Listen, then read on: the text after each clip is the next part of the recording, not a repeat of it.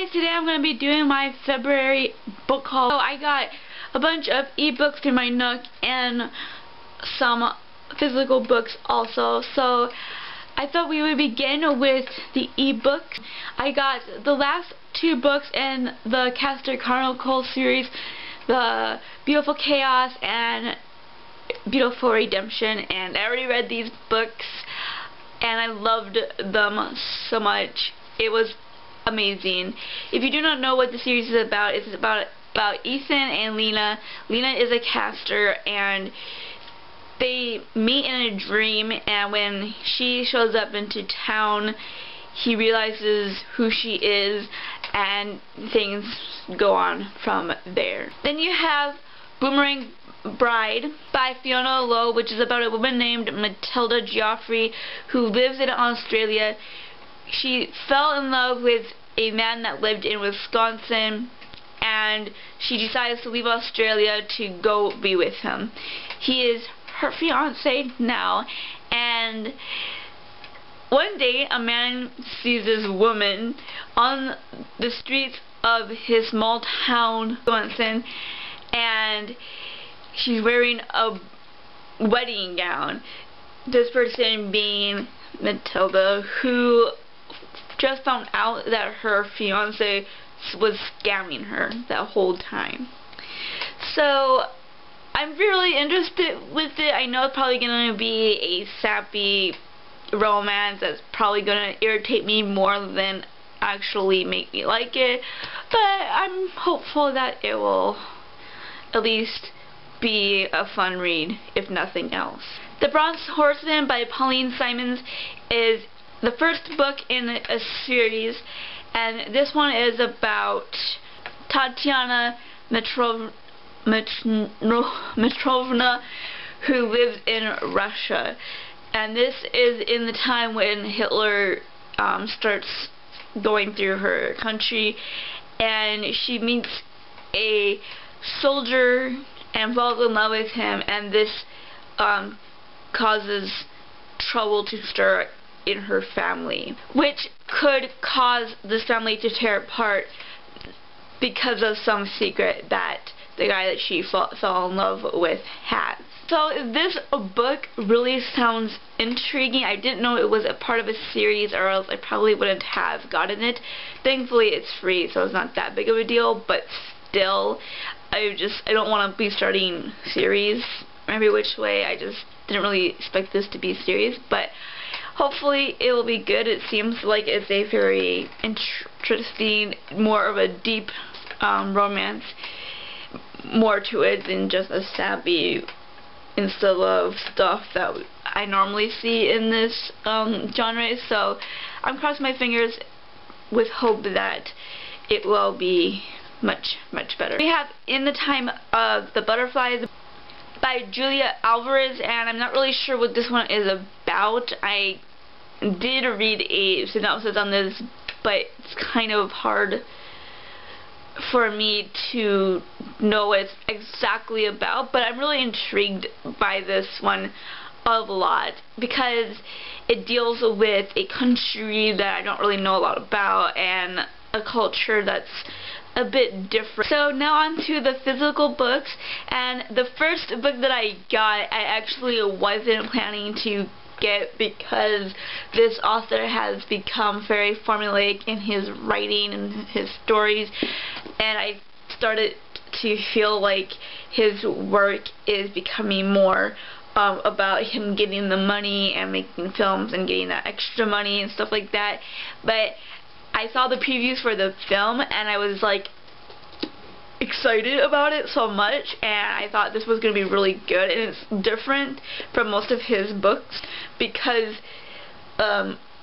it's not the same exact thing. It has a bad guy in it, and I've only read one of his books that had a bad guy, so I chose to buy the book because for me, I do not believe in watching a film without reading the book first, and I have watched films before reading the books, but I try not to. The book is Safe Haven by Nicholas Sparks. I have read a ton of his books, but as I said, I did find myself finding his writing to be formulaic, his stories to be the same all the time.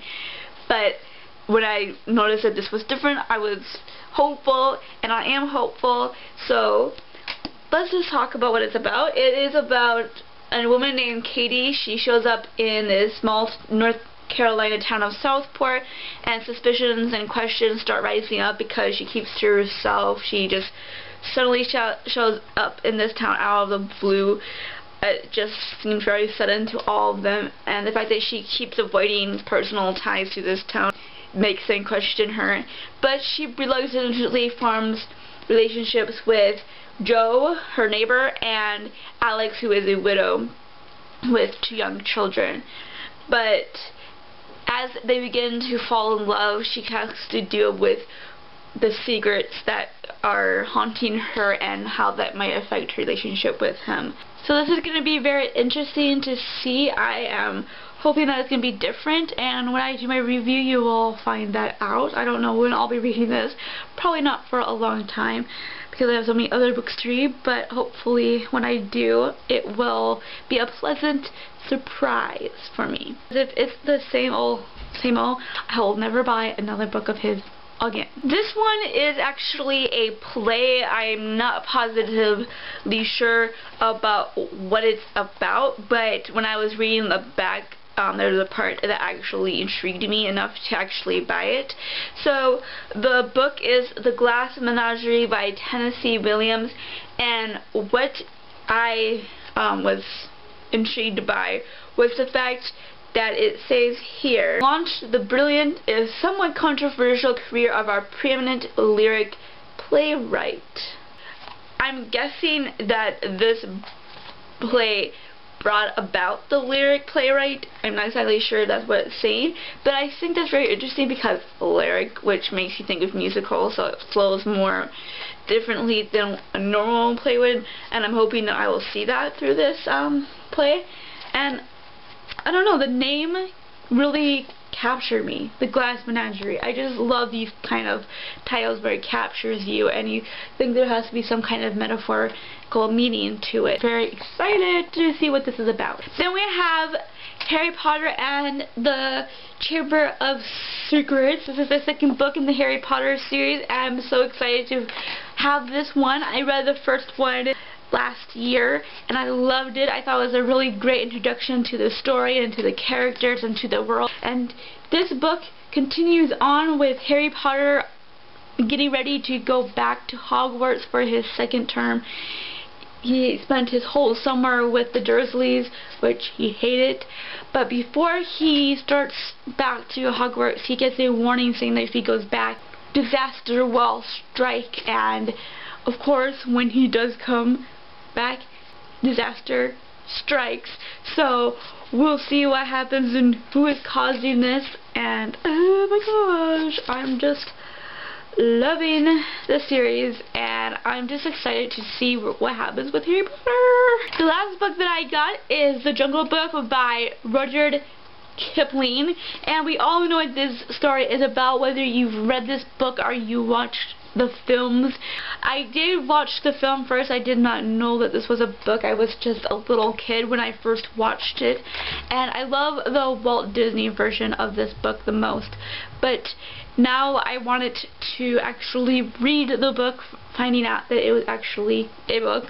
And we all know it's about a boy named Mowgli who was raised by a pack of wolves and who's being taught things through a bear and a black panther, and we know that somehow he gets introduced to the humans and things go on from there. So I'm really interested to see how close the films stayed to the book, and I'm really scared because I really loved that film so much, and I'm just worried that they destroyed the book. That was all the books that I got this month. I did get a little bit more than I was wanting to get, but I'm just thankful that most of the money I spent were on the series that I have been trying to finish, so that means that I'm sticking to most of my challenges here this year. If you've read any of these books, tell me your thoughts below. Also, is there any authors that you read before that you really loved but have started to find was formulaic? Tell me below what your thoughts are on authors who become like that, and how do you think that authors can stop that from happening? So thank you all for watching and subscribing and all that. If you like this video, please like it, and if you're not subscribed already, there's a sub button below, and I will see you all in the next one. Bye!